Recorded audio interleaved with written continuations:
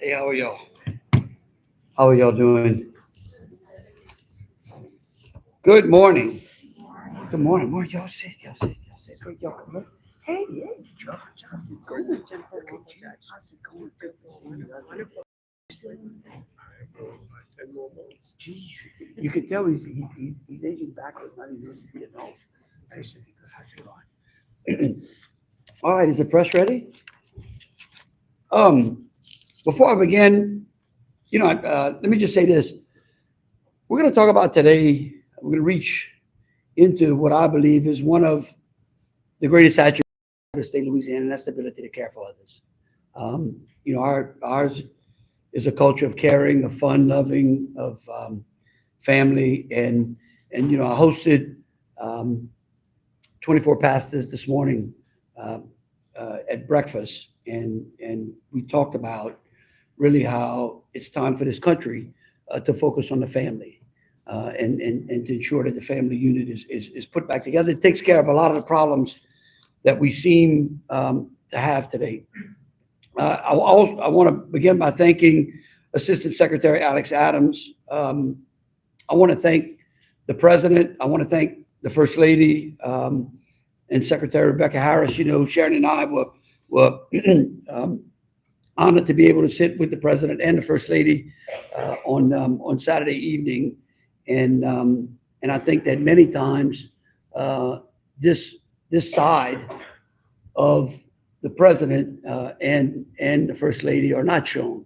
Their compassion, their care for people, their deep love, not only for one another but for their family and for American families. And let me also say there are so many great stories of success in both adoption and foster care.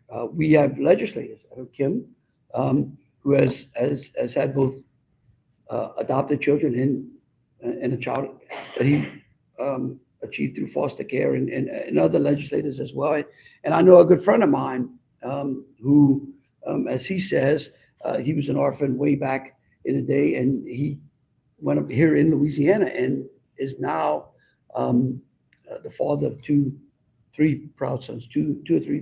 Great business, unbelievable business that he's built.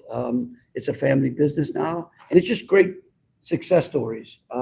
So many of them, but many times, unfortunately, a single tragedy inside of the system can create knee-jerk reactions amongst policyholders and elected officials that impede the ability of those who need the care the most to get it. We see a tragedy, we want to fix it. We think that there's a one-size-fits-all, and sometimes in those cases, actually helping hurts and creates layers of bureaucracy that I think we're dealing with today. And I want to also, I think it's important we start this off with Psalm 68, verse 6, where it says, God places the lonely in families. And to me, we're taking two actions today that strengthen how we serve children in foster care, and by signing a proclamation and an executive order. And so what I'm telling you is that today we're fulfilling scripture and working on our scriptural duties. These actions focus on two priorities: ensuring that children have safe and stable homes, and then protecting the financial benefits that rightfully belong to children. These actions that we take today go hand in hand again with President Trump and First Lady Melania Trump's commitment to improving the outcomes for children and youth in or at risk of entering foster care. And I think tonight at the State of the Union, I believe is hosting success stories in foster care. So it's kind of befitting that we do this morning. We get to watch the actions that we're taking today in real life. The president signed an EO entitled Fostering the Future for Americans' Children and Families. And it unites federal resources with public and private sector partnerships to provide ways to success for young people who have experienced foster care. It creates new education and job paths.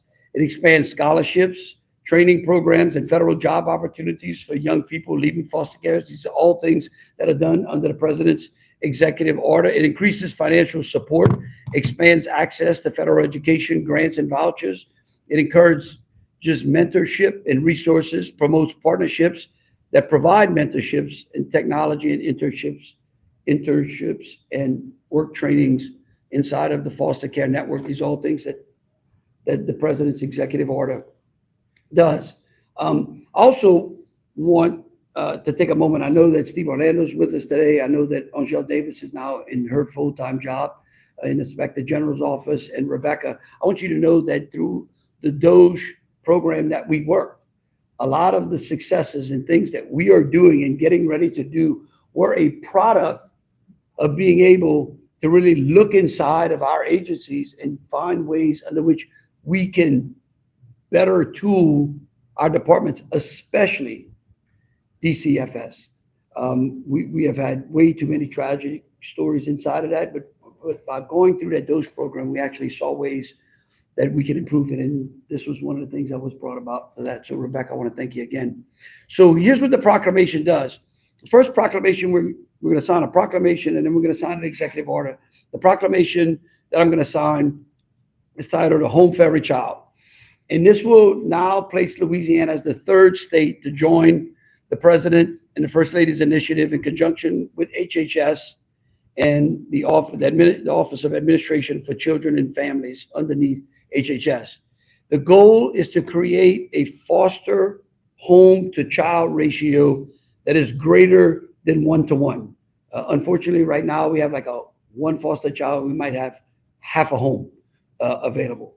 And so we're going to improve that ratio, right? That's what we're going to do. And then currently so that means that currently, like I said, for every 100 children we only have 57 licensed foster homes. So again, that goes through the ratio. I can do math pretty well. See, we do better in math. I think we're like second in the country. All right. Yeah.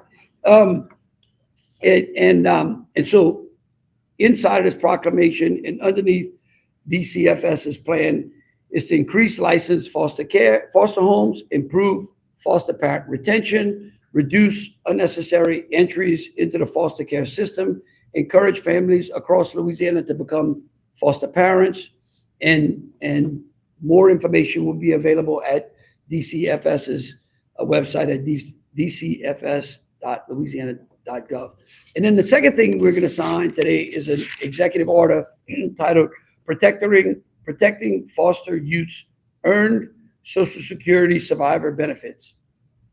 And for too long, the state has been diverting earned Social Security survivor benefits owed to foster children to offset the agency's cost. That's kind of also known as like an orphan tax. And we're going to put a stop to that today. This happens when children in foster care who have lost their actual biological parents. Their funds represent critical lifelines, and then the money just goes into the system and it's not equally distributed. Unfortunately, it's actually equally distributed to the DCSF, but it doesn't go to the child.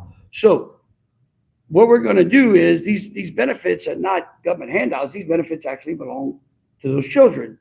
and the benefits have been earned by the families and intended for the children. And so those foster youth deserve to receive and keep this that's been given to them. And what we're going to do is, in the executive order, we're going to ask DCFS to basically look at the Trump accounts, which were built under the big beautiful bill, which will give us a way, because we were struggling to say, okay, well, where are we going to put them? How are we going to do it? How are we going to decide? We don't want to add additional costs to set up a whole bureaucratic level of funds and then how we distribute it. And I was like, well, why don't we just use the Trump accounts?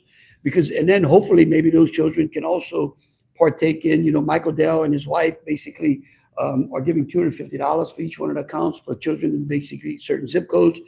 I tried, I want to thank the Secretary of the Treasury, Scott Bissett, and I texted each other at like 9 and 10 o'clock last night. I was trying to get a few more questions answered on how this would work, but my appreciation is we will find a way to work it. And so we will ask DCSF to look at basically taking these survivor benefits, dumping it into the Trump accounts, which then provide a pathway for those kids who then become adults to have a nice nest egg. I think it's something that would just benefit those children into their adulthood going forward. So together, these two actions are a clear message that we are strengthening homes and protecting resources for our most vulnerable children. This is an incredibly important issue. And I want to, again, thank the President and the First Lady for bringing this to the forefront. I want to thank Assistant Secretary Sir Alex and Rebecca and the entire administration for making foster care a serious priority. I want to also thank Representative Kim Carver, because every time I see him, it's we have to do more. We have to do more. I think he has a desk, which he's probably not supposed to have, over at DCFS. But he really is. I mean, his passion. He not only talks about it, but he walks that walk as well. And I think that's important. So what we'll do is I have everyone come around. I'll sign the proclamation. We'll sign the EOs, and then I'll come back and take any questions that the media may have. How's that? That work? Okay. All right. Thanks.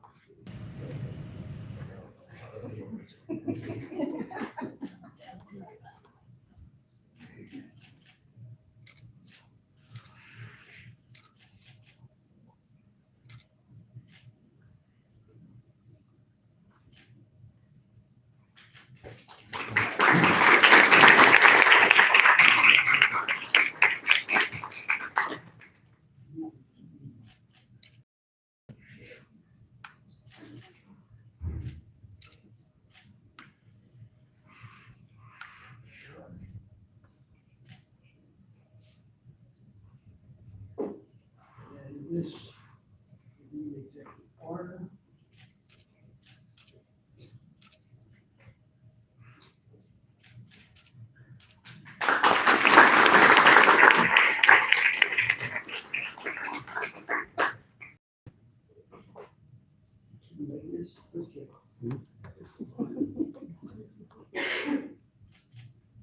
We got just the motion here. Not yet great friends of mine. Really cares about this solution.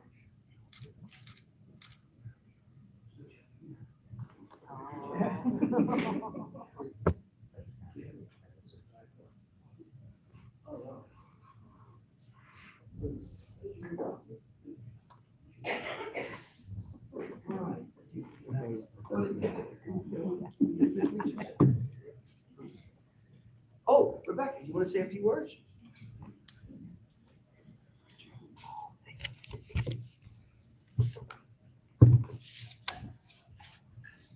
Good morning. So this is very exciting for our department and all of you that are here to support Louisiana's children today.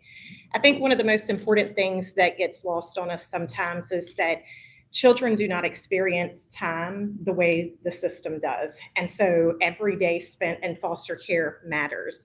And so that's why we're so proud to be here today with the Administration for Children and Families to support the Home for Every Child initiative, which again will safely reduce the number of children entering foster care. But in the event that a child does need to enter care, we're going to make sure that we have a safe, stable, family-like home that is ready for them.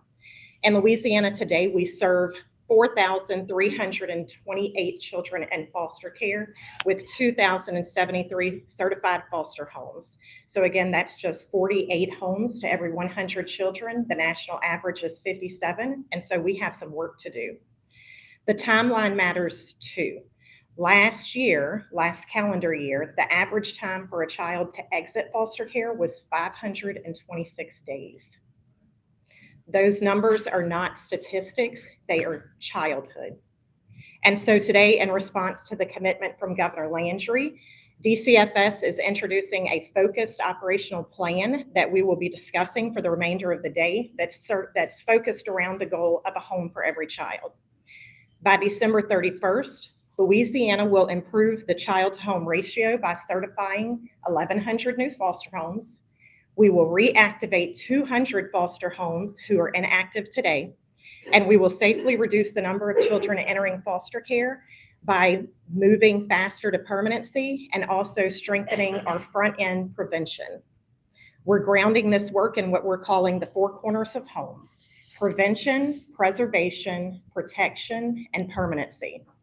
We're streamlining kinship certification, strengthening foster recruitment and retention, eliminating the unnecessary bureaucracy, improving technology, and tracking all of our progress with clear measures. That is the home that we are building in Louisiana. It's about safety, the plan is about permanency, and it's about ensuring that foster care remains a temporary pathway and never a destination. I want to acknowledge the extraordinary professionals from the Department of Children and Family Services who live this work every single day. I am grateful for your dedication to the children and families of Louisiana and the heart that you have for the work. We are also appreciative to all of our partners who have joined us here today, both from within Louisiana and outside Louisiana, and particularly our foster youth advocacy group. And so to the communities that are also watching, if you have been waiting for the right moment to step forward, whether it's the first time or a recommitment, this is the moment. A Home for Every Child is not just a federal initiative. Every child deserves a family. Every child deserves a home, and that responsibility belongs to every one of us. Thank you.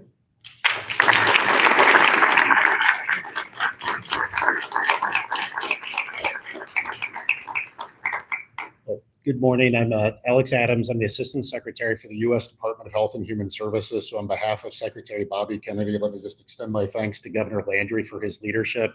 Through these 2 actions this morning, I can tell you empirically, this will make a significant difference in the lives of foster youth throughout the state of Louisiana. It's been said that these 2 initiatives have so much potential because they are part of a broader national effort. As has been alluded to, there's 57 homes nationally for every 100 foster kids coming into the system. We can do better than that, and we must do better than that. The goal of our initiative is to have homes waiting on kids, not kids waiting on homes. When we don't have enough foster homes for kids, they end up in non-traditional settings: Airbnb, short-term rentals, hotels, locations that are not conducive to the safe, loving, nurturing environment that most of us were fortunate enough to grow up in. We appreciate the commitment and why it was important to us to bring Louisiana into this pilot. They're just the 3rd state. Is you see it in this room today, the community partnerships, the partnerships with the legislative branch and the judicial branch. I had a chance to talk to some of the folks here this morning, but particularly the faith-based partnership. If we are going to increase the number of homes per children, the faith-based partnerships are going to be so important. Louisiana has been a leader in that. The other thing I would say is we really appreciate the governor's effort to end the orphan tax. Louisiana is just the 14th state to do so. If you followed this issue in other states, and the governor did a great job explaining it, but basically a child's parents die through no fault of their own, the child enters foster care. And in what is 36 other states now, the state says, we'll take your parents' survivors' benefits from Social Security. And they basically just steal those dollars from those orphans. It is wrong. And in too many states, this has been a years-long battle, a years-long discussion. I will say in Louisiana, we talked to the governor's staff last week, and within 1 week, the moral conviction, the moral clarity, and the action imperative to change this, and in 1 week, change this to prevent that theft from future orphans in the state of Louisiana is the new model for other states. Every state has it within their power to change this. We thank you, Governor Landry, for taking bold, quick, executive action.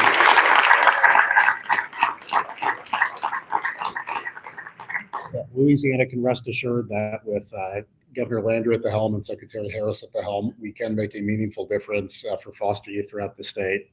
And the U.S. Department of Health and Human Services is pleased to be a partner in making that happen. Thank you all.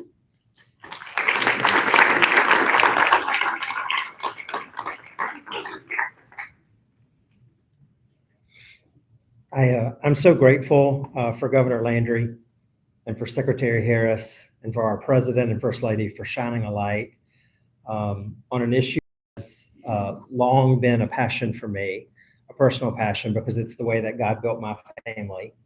And as a man of faith, I find it to be God's very heart and character to care for the fatherless. And so to see it made a priority in our state makes me so proud, not just as a resident of Louisiana, but as a legislator and as a dad. The very best job that I have ever had is to be the dad of the 3 Carver girls, all 3 adopted, the youngest foster care, as you mentioned, Governor. To realize that everyone in our state has a role, every single person. You don't have to be a foster parent to make a difference. You can assist those that are. You can weigh in your community and help families that are doing the hard work of foster care. And together, when we do that and when we prioritize it, Governor, we will meet those numbers that you and the Secretary shared. And the beautiful statement that you made to have homes waiting for kids instead of kids waiting for homes. So thank you all for your involvement. Thank you, Governor, for your leadership on this, and Secretary. I can't wait to get started. Thanks so much.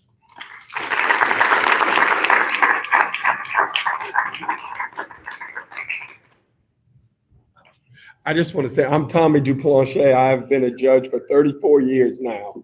The last 28, I've been doing nothing but child in need of care in Lafayette Parish.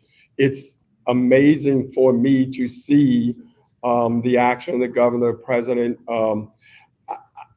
foster children. I was excited as a mom who adopted a child from my court came up to me this morning and said, "Oh, I don't know if you remember me, but last March, you did the adoption for me and my child." It's moving to see that and to see how it helps. We need more moms and dads to come forward to be foster parents to help our children that are in my court waiting for that to happen.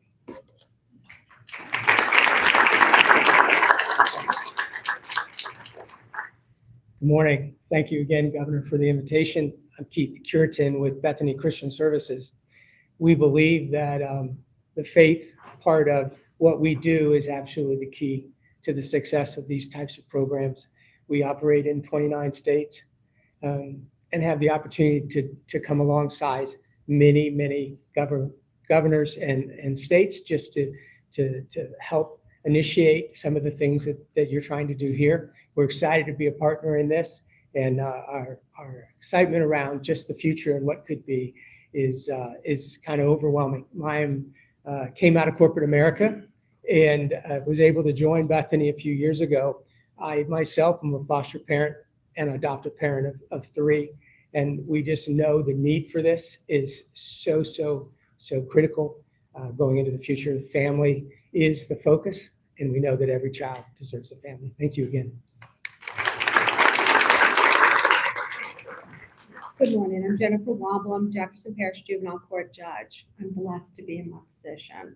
Over the years, I've been working with child abuse cases since I was in college and back in '93. Don't add that up. But to see everybody here today, to see the legislative, executive, and judicial branches all coming together and to praise our children, praise the people who have been working to care for our children, and seeing that this is such an important thing to see that us all give our time together and to pack this room where it's standing room only. This is what we do. This is why we do it. This is what our hearts are for. So please remember our children. Remember they're little people and they're adorable, every single one of them. So thank you all. Thank you, Judge. Thank you all again, Alex, Rebecca, everyone. I think this highlights that Louisiana is focused on the family, and that we're going to work to ensure that those in foster care positions find a home. With that, I'll take a few questions. If the press has any questions. Yes, ma'am. How are y'all going to attract more foster parents? Good morning. So we are going to work with all of our partners that we have today to talk to those who interact with the children already. There are kin folks both in the schools, in recreational activities, and in communities that we know are already at risk of becoming involved with the child welfare system. And so those are the communities that we are going to look at first to bring them along with us. In that process, we will be reducing the bureaucracy to become certified. We know that that's one of the big challenges. And then also making sure that we have the supports for foster parents that we have not provided well before. One more question. What immediate changes, I know you mentioned December 31st, what immediate changes will this executive order cause for DCFS and foster parents? For DCFS, we have the Care Connections team, which is led by Ms. Christy Tate, that is starting. She's over there. Ms. Christy Tate is going to bring together all the pieces and parts that have traditionally been fragmented across the department. This is everything from recruiting foster parents to come join us, training them, certifying them, and then matching them with a child. Those have been fragmented for too long. And so Ms. Christie is going to bring all of that together so that we can do it well and support the families. For the foster parents that we have today, they should expect to start receiving more support from us. We have organizations like Ms. Margie Nielsen that brings those parents together. We are also going to do more work in our community-based care to provide supports to our caregivers. And then you will see soon, Governor Landry included in his executive budget an increase. We have looked at what it actually costs to be able to serve children. And so in the budget, we will be adjusting for that. I've got a question about the Home Serving Child Initiative. So Louisiana is the third state signing on to that. So what changes for Louisiana being a part of that initiative? So every state in their partnership with the federal government, we spend about $12 billion that we send out to the states annually for foster care. And with that, the federal government appends strings. Too much of that has been paperwork, busy work that has not statistically moved the needle on child welfare outcomes.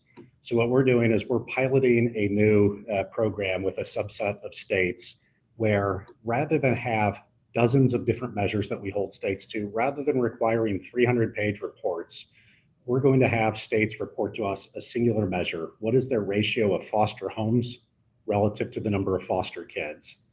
And we're going to have them report that to us monthly so that they're taking quick actions, but state-led actions. I don't know in my limestone building in Washington, D.C., what is needed on the ground in Louisiana.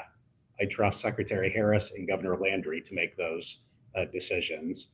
So rather than us micromanage, rather than us lard up red tape, paperwork, rope dancing, and hoop jumping, we are going to have Louisiana just report to us a single measure, homes per kids, and if they're making progress on that, that meets the intent of federal oversight.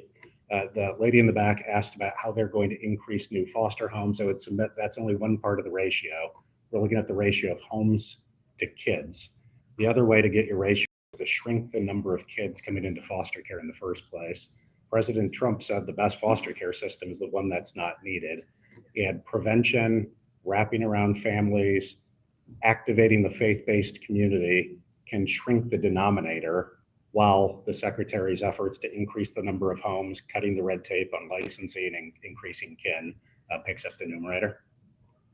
What are the new reporting requirements Summer of 26. Yeah, I mean, I think that this is just hand in glove with all of the directives that the president has given to the cabinet, which we've seen in action and has benefited Louisiana as well, where we're taking bureaucracy out of Washington, D.C., taking the obstacles that slow government down and bringing the help that is needed to bear where it's needed the most, and quit the bureaucracy. I mean, it's things that we've been doing in this state as well. It's what we've done in an educational standpoint. It's why we did our Let the Teachers Teach program. I mean, what has happened is over the decades, we built up, for good or for bad, all of these bureaucracies that simply, I mean, you know it, you try to go get a driver's license, try to get a birth certificate. I mean, it takes forever. It's like, why is it really that difficult? And what we're trying to do in partnership with the Trump administration is to strip that out so that our citizens get the services they need at the speed, I call it the speed of life, at the speed that your life moves, not at the speed that the government moves, making them move to the speed of life. Yep. Okay, more questions? Yes. Just, you mentioned the Trump administration, you said you had, I believe you said you had a chance to speak with President Trump and First Lady Melania Trump on Saturday night. Can you share anything more about that conversation? No, look, the president hosted the Republican governors over at the White House. It just was a dinner time. We had an unbelievable dinner. As usual, he had the military choir and a band there. He brought one of the best violinists in the world. I think she was from Italy to perform. I think he let the press come in to watch her performance. It was a great night. He had the cabinet scattered throughout throughout the tables with all the governors. We got to join Sarah Huckabee and her husband Brian and Governor Giafanti from Montana, we just again, the president is just such a gracious person. I mean, he really is. I mean, he was like, "Don't you love the music? This is what we did." We talked about the ballroom behind the curtain that's being built. The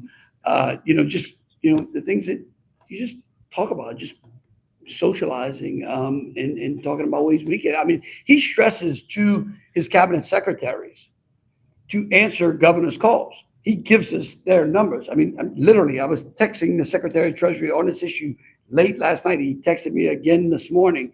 That's how you make things happen. That's what's called public service. That's civic involvement. That's how we get things done. That's why we're experiencing this golden age. That's why things are getting better, because no longer are we making government an obstacle, but we're making them a vehicle to be able to get some of the problems that this country is having solved. And so, again, it was great. It was a wonderful evening, as always. I mean, the First Lady is so gracious. Her attention to detail is unbelievable. I think the initiatives that she has put forward, which is one like today, I think you see that on full display tonight at the State of the Union. So again, I want to thank everyone. I definitely want to thank the judges as well. I appreciate the comments that we made. I think one of the things that these judges bring to the citizens of Louisiana is the issues that they face from the bench each and the impact that they make on lives and their ability to do so. There is not an agency that has an ability to cure a lot of our problems in this state more than the one Rebecca and them run. I mean, DCFS is an agency that we would hope we would need, right?